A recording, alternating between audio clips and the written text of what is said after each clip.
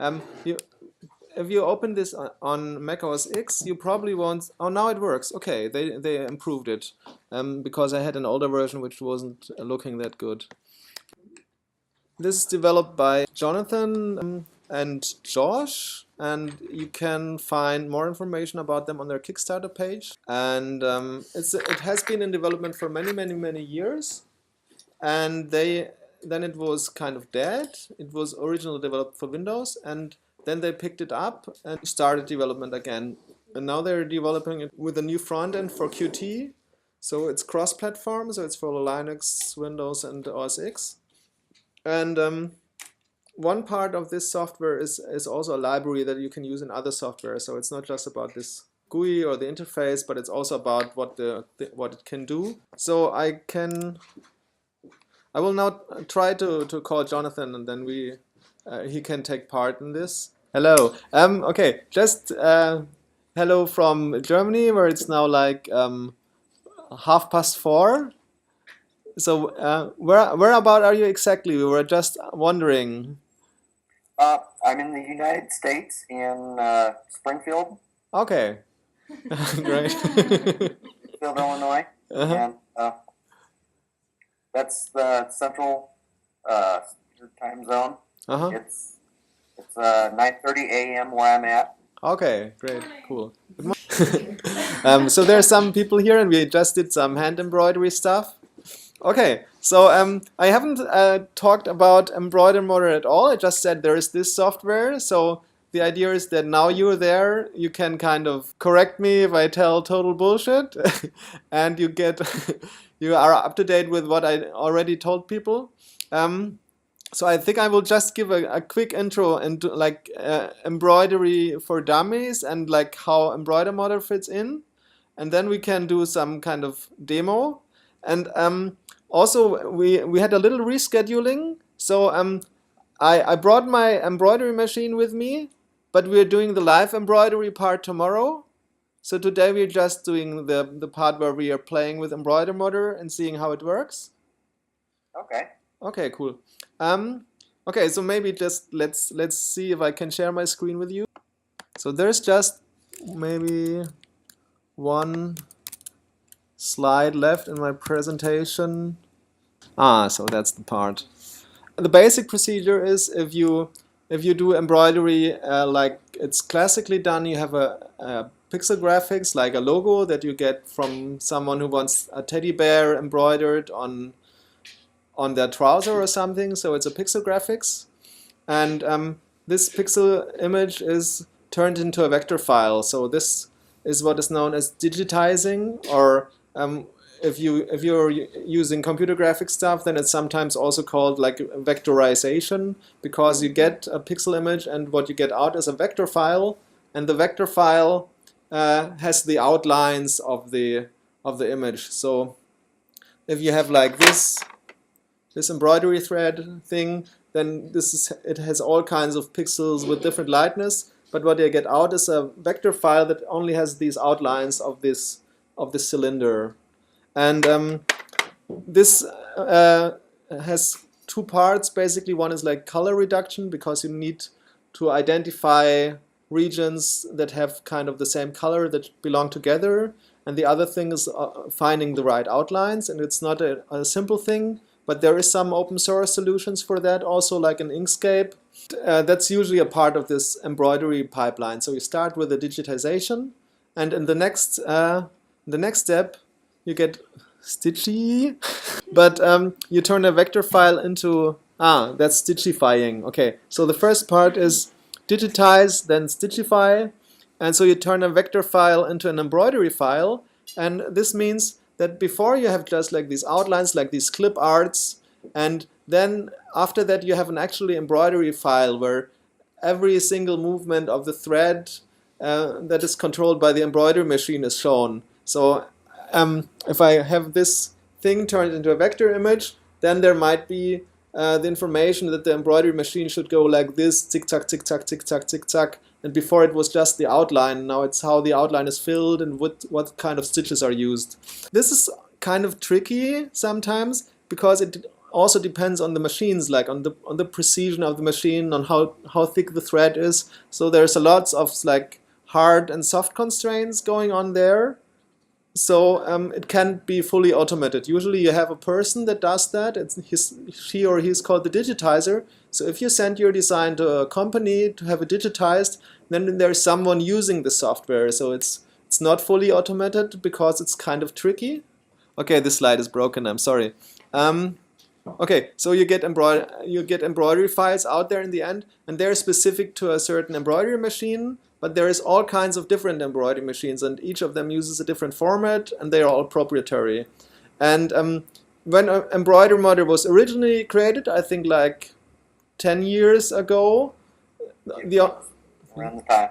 Okay, the only thing it could do was like take some of those embroidery files and modify individual stitches, like push them around or change the color of the thread. But since the development has kind of started again, this thing is going to turn into something a lot greater. So it's going to cover parts of this pipeline that I just introduced. So digitizing is right now is not the focus because it has other features which are much more interesting to the open source community, but it might be added eventually, I think. The focus is really on all these embroidery files and converting between them, and also on kind of creating embroidery without digitizing. So there's another approach where you hand digitize, basically, where you just take an image and on top of it you just say, okay, I want to have the stitch go like this. And that's something that you can do with embroidery. It's like drawing in Inkscape, basically. If you're using a pixel image, and on top of this you hand digitize your own graphics. That's what you can do with embroidery modder right now, very good. And actually I was wondering, should I show this to the people right now in an embroidery modder, or do you guys have, is there any questions that for understanding, or is everything clear how I explain it right now? Yeah, maybe I should just show. Okay, sorry. I think you're doing okay so far, Martin. Sounds fine to me. Okay. Okay, then I will just, everybody wants to see the software. Okay, so, there we go. Thanks. Oh, and it's recommended to use the mouse, which I already prepared, because it doesn't work nicely with the trackpad yet. I can recenter it like this. Okay. So you can use your mouse, like the middle mouse wheel, to zoom in and out, and you can use the middle mouse button to drag stuff. So it's pretty much like any computer-aided design application where you can zoom around and pan around. Let's see if we can design something ourselves, I would suggest. So this is just a very, very simple thing that can easily be done. I can try to reproduce it. I don't know if I will be able. So I would probably need a... yeah, here we go. But you didn't do this with a text, or did you? That particular thing, the setting command isn't pushed upstream, so you don't have it. So, oh. Okay, maybe I will just show the basic stuff that you can do with the nightly version, and then you show the advanced stuff on your side. Yeah, I've got some bleeding edge stuff on my side. In fact, I'd like to show them the Inkscape stuff I've been working on too. Oh, that's cool. Okay, so let's do it this way, because I mean, I could build the bleeding edge thing, but I think it's better to show, so you show it on your side then. So I will just quickly show the very basics, and then we will switch over to you. Yeah. That works. Okay. So the interface works like this. All of these functions that you can see here, like moving and so on, there's an icon for everything, but that's really just the beginner's way to use it. So you can, there's this command window at the bottom where you usually enter commands. So if you want to add this polygon, you could click the polygon, but you could also just type polygon down there, or the shortcut for polygon, which is P, I think. It tells you a lot of information that it wants from you. So you have a polygon, and then it says enter number of sides. Let's say we want a hexagon, then we say 6. Then you need to specify the center point, and you can either type this in or you can use your cursor to specify it. So now I clicked somewhere on the screen, so now it has a center point, and then it wants the polygon type. So I just select the default by pressing return.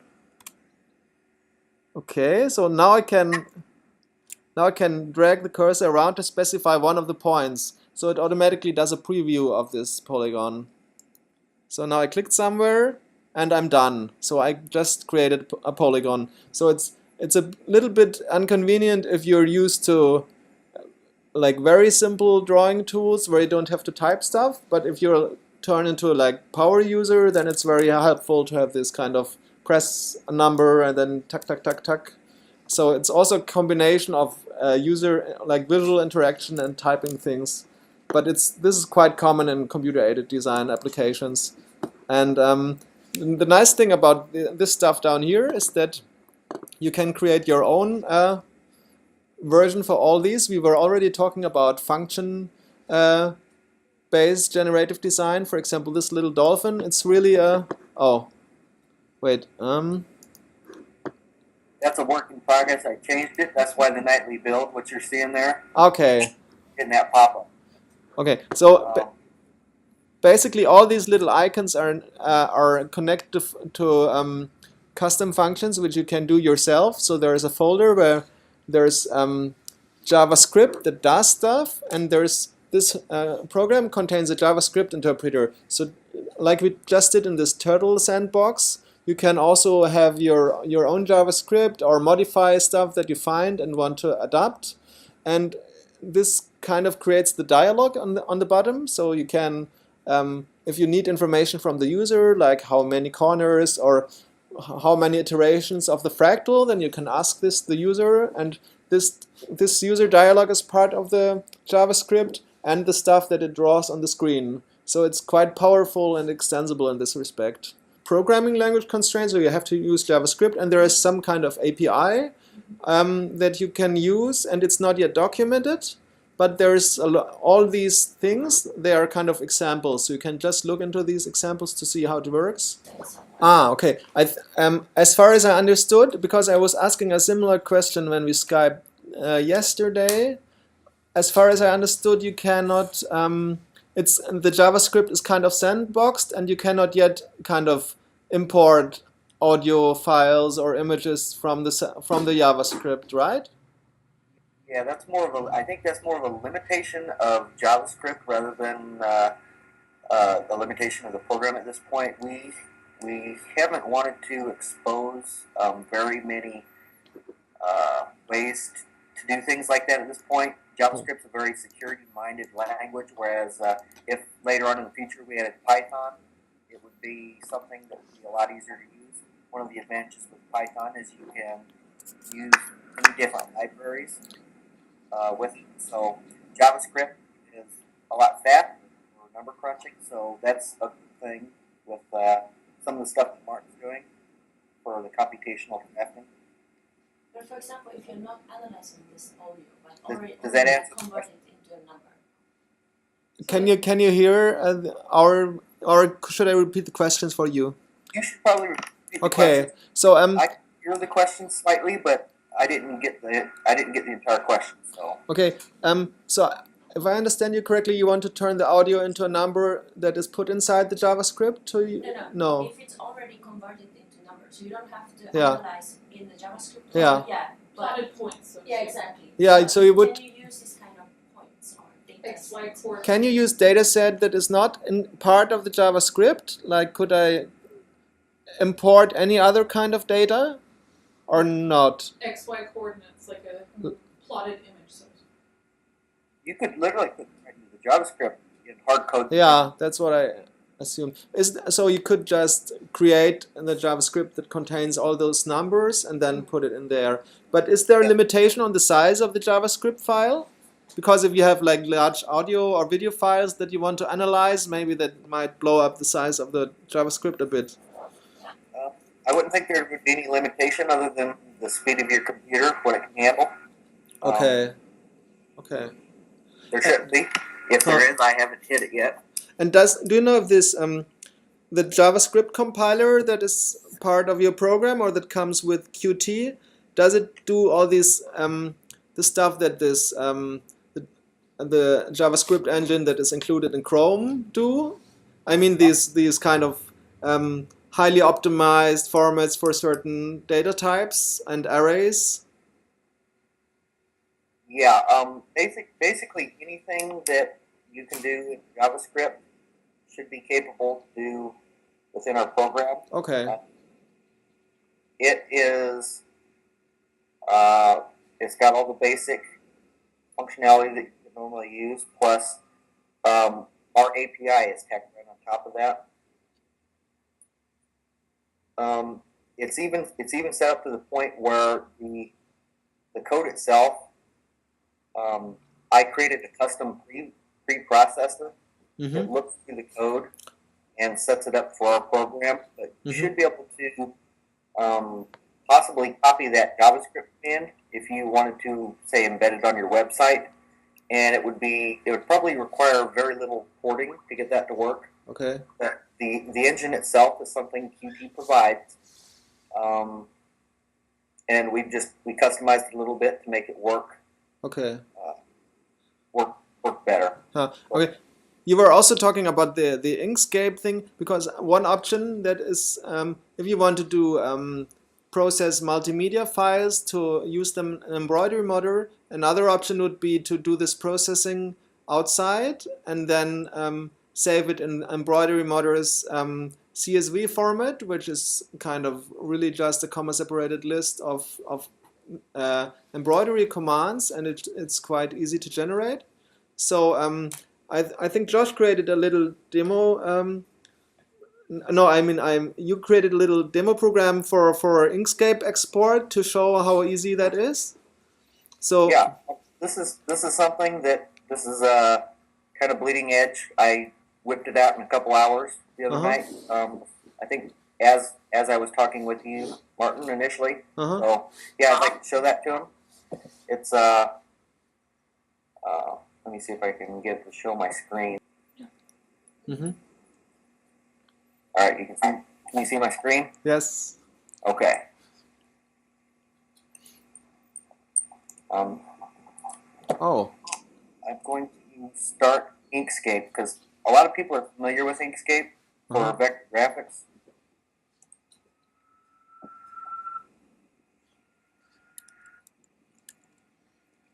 And I believe you should be able to see that on the screen. What I'm going to do is I'm going to have open up the tiger example they with Inkscape. Everybody's probably seen this image before someone. And I created an extension where save this file as our embroidered modern CSV format. And so I would just save this to my desktop as a file. Let's call it tiger test. All right, so I've got this file. This is an Inkscape example file. Can you full screen? And what I just did is I went to the save menu and told it to save it as this tiger test CSV file. So we'll just save another and replace that file. Now that we've got the file, what I can do is I can open that up in Embroider Modder, because now it's in a format that we can recognize. So I will go to open the file, and I will go to my desktop, and you can see this tiger test file. That's the one we just created. And when I open it up, you can see that now we've got the outlines of the tiger. And you can actually see how they did the gradient underneath. If you're actually going to stitch the outline, this is something where you would probably need to clean up some of this file. We could get rid of this part here. But as you can see in the outline, they cross several lines across the face for the gradients. But you could modify this to look a little bit nicer and clean up the line work. That looks pretty good. you can see where they did a fill of the coloring around the lip. If it was filled with stitching, this would be fine, but if you're just simply wanting an outline, you can see that what they created here, it just runs right through the mouth. So, but this is a very good example of how you could use Inkscape to design your files with, if you're more familiar with Inkscape, and then just be able to bring your design work into Embroider and put some finishing touches on it, or possibly in the future when we do some more advanced work on plugins and stuff for different programs, it might be possible just to save it directly from Inkscape right to another machine-ready format. So we're definitely trying to be able to allow people to work with the tools that they're most familiar with, even if they're not familiar with our program necessarily, because we've put a lot of work into making this possible. So that's the Inkscape plugin. So I just showed you that. I will go over the satin command real quick. And Cool, thanks. okay, hopefully that helped everybody out a little bit. I'm gonna show how to use the star command real quick, and I'll just fill in a star and or the text that Martin showed. So if I click on the icon to the left, it's asking me how many number of points I want with the star, and 5 is the default. So if I hit enter, it will accept the default number. And now it's asking me to specify the center point. If I click on my screen, now it knows where the center point is, and I can move my mouse out to resize the star, however big I need it to be. I'm going to click again, and now I can specify if I want my star to be a skinny or a little bit bigger. And once I click for the third time, you can see it adds a polygon to the scene, and you can see it in the undo history. So that gives us a basic outline of what we're going to be filling in for our stitches. And the next command that I will be showing is the satin command. A lot of people like to manually fill in the stitching. It gives them more control over the type of the design. So that's one of the first things we wanted to focus on as far as an embroidery specific type of command. And the command prompt is not completed yet, so some of this is, if anybody's watching this down here, just ignore what it's saying. I'm going to actually explain how I'm filling this in. So I'm going to click the first point in the center of the star to start my underlay knit stitches. What this is going to do is this is going to prevent the fabric from shifting around when we actually start doing the fill. So I could click in, say, a spiral to kind of tack the material down here. And what's going to happen is what we're doing right now is actually going to get covered up later anyway. So what we're doing right now is more of it's a running stitch, which would be similarly used in quilting applications. But what we're going to do now is if I hit S on the keyboard and hit enter, what it does is it changes us into a satin mode instead of our underlayment stitches. And what it's going to ask us to do is it's going to want 4 points. Those 4 points could be a rectangular area or any other type of shape that you want for a 4-point polygon. So what I'm going to do is I'm going to click twice, once and twice, out at that edge of the star. I'm going to click a third time on this edge and the 4th point on this edge. And you can see what it's done is it's created a fill from 4 points that I clicked, and we're making it look like it's going to be a triangle. But every time we make another 2 clicks after that, I'm going to click once and again. You can see we're filling in towards the center, and it gives us the effect that the star is going to be a 3-dimensional raised star. Now, what I'm going to do is I'm going to hit U on my keyboard, and then enter, which is going to switch back into the underlayment mode. Now from this point I can add more underlayment stitches if I want out here to tack the material down before we actually do the filling. And then since I'm always going to want to come back to the center point of my star, I just hit S on the keyboard and switch back into the satin mode. I can click my first 2 points out here, 1, 2, and then I click the third point a little bit farther down here. Now what you would want to do with this is you actually want to overlap the stitching a little bit so you don't end up with a gap if the fabric does move around a little bit. And click our fourth point.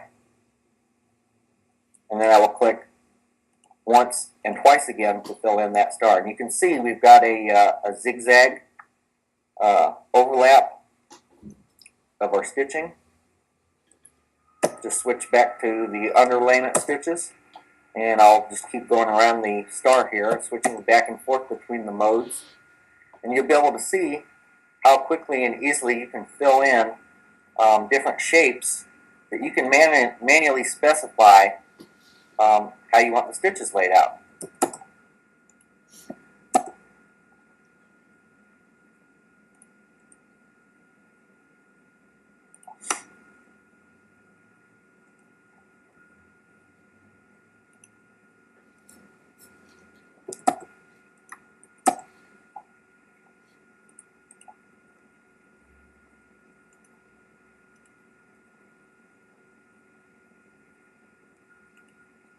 Now, I think I probably should have used a different color for this because black might be a little hard to see, but I think everybody gets the point. Are there any questions from what I've shown so far?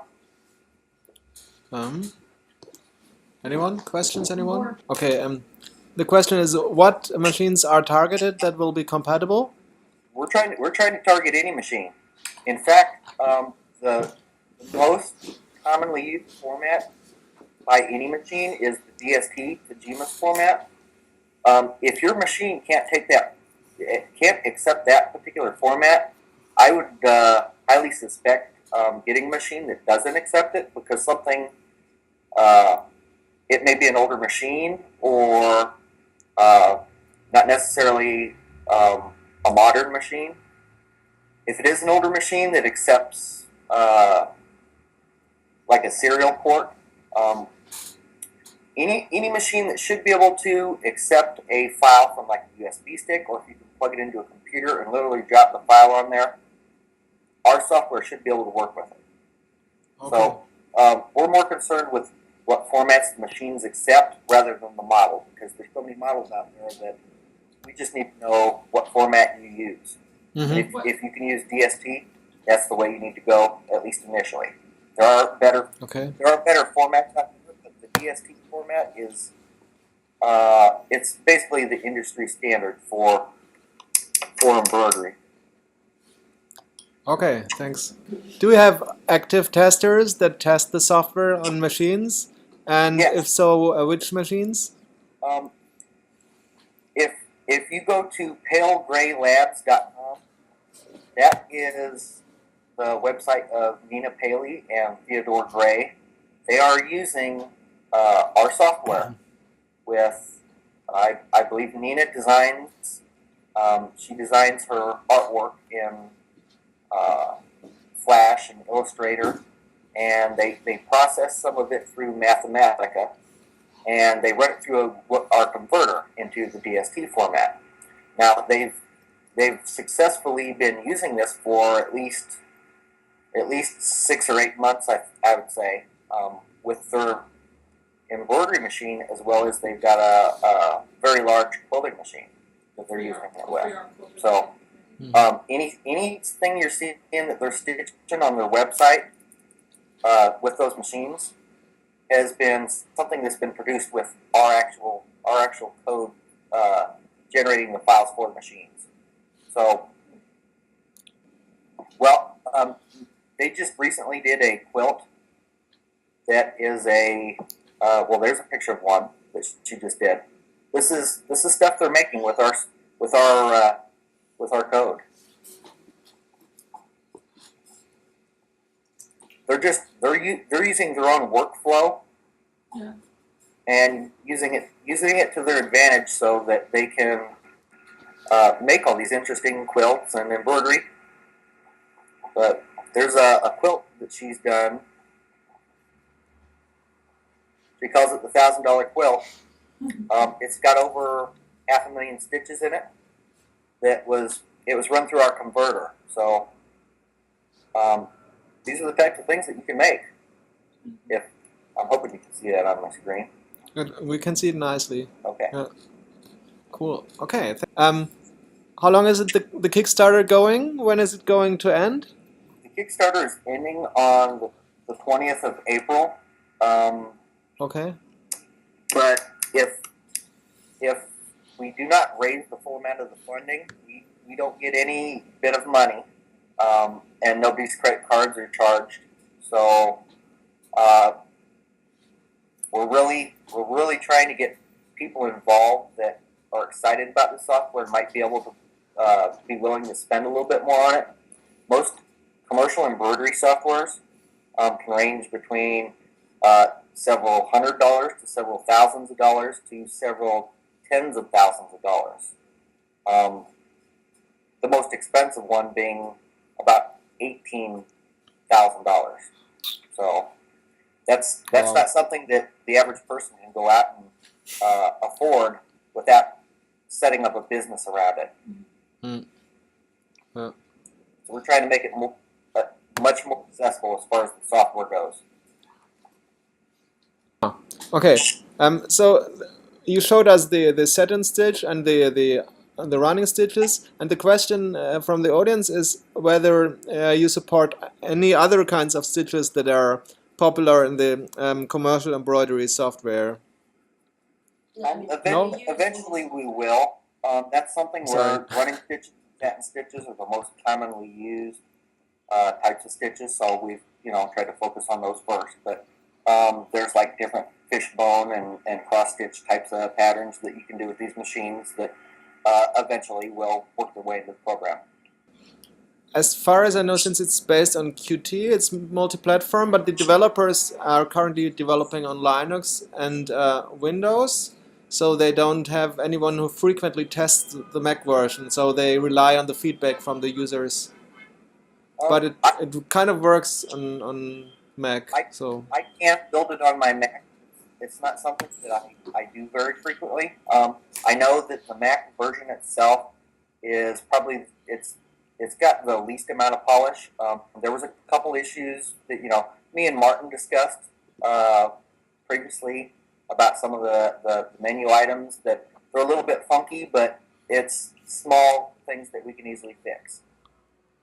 It's cosmetic. It has nothing to do with whether the file's going to save or not. yeah, okay.